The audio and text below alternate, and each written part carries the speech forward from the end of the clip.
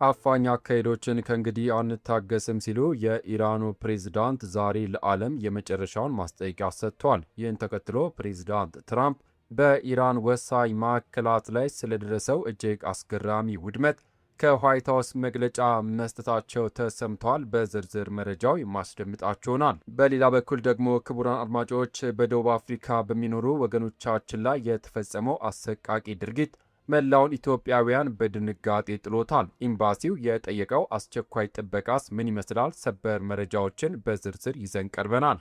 እስከ ቪዲዮ ፍጻሜ አብራችሁን ቆዩ። በሰዓታት ልዩነት አዳዲስ መረጃ በፍጥነት ሲለቀቅ ቀድሞ ወደ እርስዎ እንዲደርሶ የዩቱብ ቻናሌ ሰብስክራይብ በማድረግ ቤተሰብ ይሁኑ። ላይክ ማድረጉን አትዘንጉ። ወደ መረጃዎቹ አልፋለሁ። አብረን እንከታተለው። በቅድሚያም የኢራኑ ፕሬዝዳንት የመጨረሻ ያሉትን ማስጠንቀቂያ ሰጡ። አፋኝ አካሄዶችን መታገስ አንችልም ሲሉ የኢራኑ ፕሬዝዳንት መሱድ ፔዜሽኪያን አስታውቀዋል። የኢራኑ ፕሬዝዳንት መሱድ ፔዜሽኪያን በሀገራቸው ላይ እየተካሄደ ያለው የባህር ላይ እገዳ ወታደራዊ ጥቃት መሆኑን በመግለጽ ይህ አፋኝ አካሄድ ከዚህ በላይ ሊቀጥል እንደማይችል አስጠነቀቁ።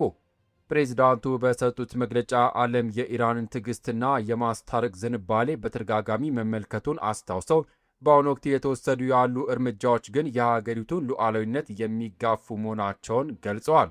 በባህር ላይ እገዳ ስም እየተከናወነ ያለው ተግባር ለነፃነቷና ለጽናቷ ዋጋ እየከፈለች ባለች ሀገር ላይ የተከፈተ ወታደራዊ ዘመቻ ቀጣይ አካል ነው ብሏል።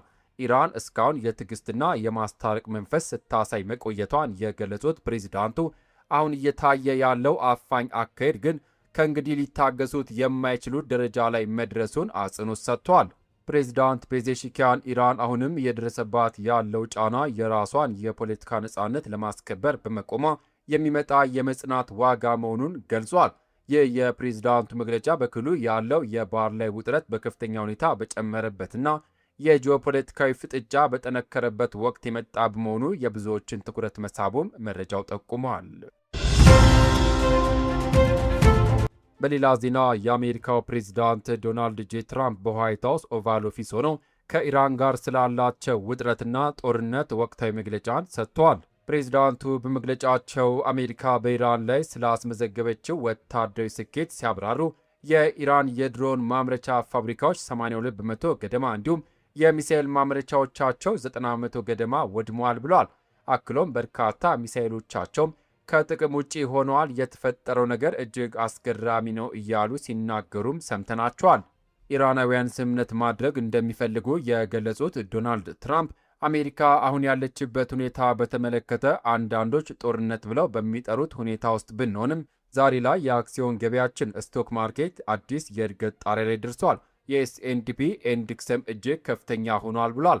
በተጨማሪም ከኢራን ጋር ያለው ጦርነት ሲያበቃ በአሜሪካ የነዳጅ ዋጋ እንደሚቀንስ ፕሬዝዳንቱ አረጋግጠዋል።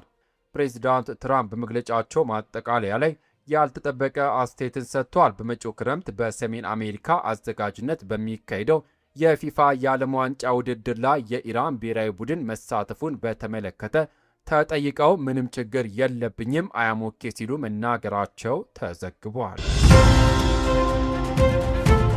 በሌላ ዜና የኢራኑ ጠቅላይ መሪ የእስላማዊ ሪፐብሊካን የኒውክሌርና የሚሳኤል አቅም ለመከላከል ቃል ገቡ። ሞጅተባ ኻሜኒ ሐሙስ ዕለት በጽሑፍ በሰጡት መግለጫ አሜሪካ በፐርዚያ ባህረ ሰላጤ ቦታ እንደሌላት በመግለጽ መገኘት የሚገባት ከህዋዎቿ በታች ነው ብለዋል።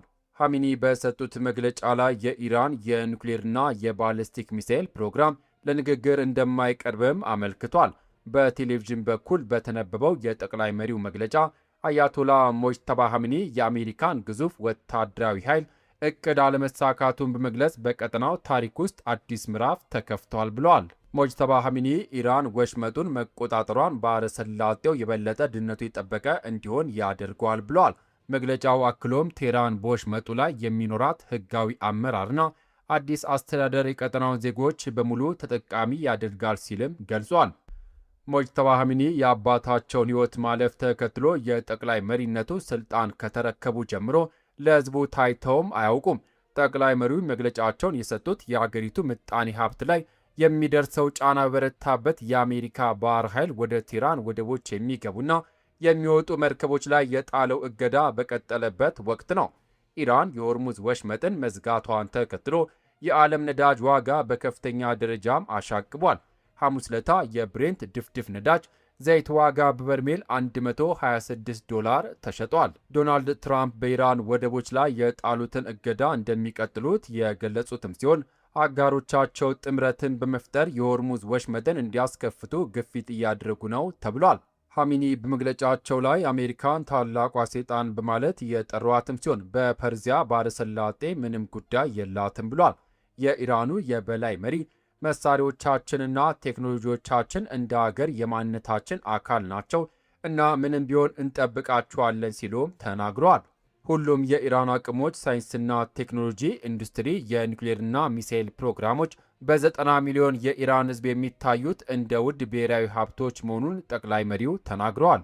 አክለውም ልክ ውሃችንን፣ ግዛታችንን እና አየር ክልላችንን እንደምንከላከለው እንጠብቀዋለን ብሏል። በሺህ ኪሎ ሜትሮች አቋርጠው ወጥተዋል ያሏቸውን የውጭ ኃይሎች በስግብግብነትና በክፋት ይንቀሳቀሳሉ ሲሉ ወንጅለው በአካባቢው ምንም ቦታ የላቸውም ከውሃ በታች ካልሆነ በስተቀርም ብሏል።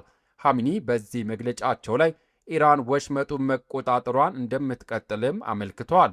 ኢራን በወሽመጡ በኩል የሚያልፉ መርከቦችን $2 ሚሊዮን እንደምታስከፍልም ተናግራለች። እስራኤልና አሜሪካ የካቲት 21 ቀን 2018 ዓ.ም በቴህራን ላይ የጀመሩት ጦርነት 2 ወር ማለፉም ተዘግቧል። በሌላ ዜና በደቡብ አፍሪካ የሚገኘው የኢትዮጵያ ኤምባሲ በዜጎች ላይ እየተፈጸመ ያለው ሕይወት መጥፋት በደል በተመለከተ ለሀገሪቱ መንግሥት የአስቸኳይ ጥበቃ ጥያቄ ማቅረቡን አስታወቀ። ከሰሞኑ 4 ኢትዮጵያውያን በግፍ ሕይወታቸው ማለፉን የሚያሳዩ ዘገባዎች ሲወጡ ነበር።